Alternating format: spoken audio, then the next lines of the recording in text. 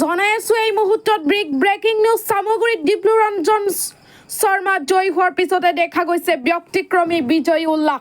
BJP কৰ্মীসকলে হাতত সাঁচি লৈ সমষ্টিটোৰ অন্তৰ্গত 6 নং বগামুখত পালন কৰিলে বিজয়ী উল্লাস। ডিপ্লুৰঞ্জন শৰ্মা জয়ী হ'লে ৰাইজক সাঁচি কাটি ভোজ দিয়াৰ প্ৰতিজ্ঞা কৰিছিল সংখ্যালঘু যুৱক মাইনুৰ হকে। আজি ডিপ্লুৰঞ্জন শৰ্মা জয়ী হোৱাৰ লগে লগে ক্ৰয় কৰিলে সাঁচি। News desk report.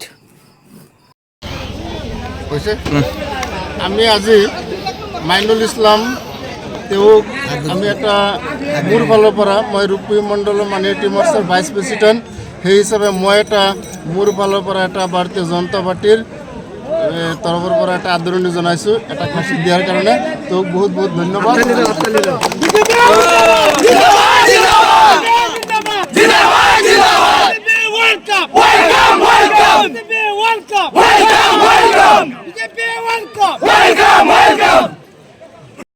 আপোনালোকে আজি এক ব্যতিক্ৰমী বিজয় উল্লাস পালন কৰিছে, কি ক'ব?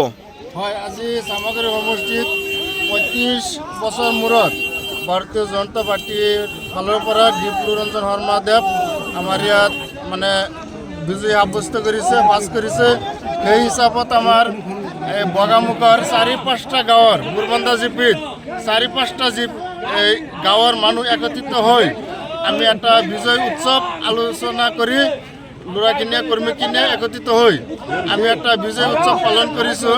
সেই বিজয় উৎসৱত আমাৰ 6 নং বগামুখ গাঁৱৰ এটা মানে ল'ৰা বহুত দুখীয়া ল'ৰা তেওঁ আমাক এটা খাচী দান হিচাপত দিছে।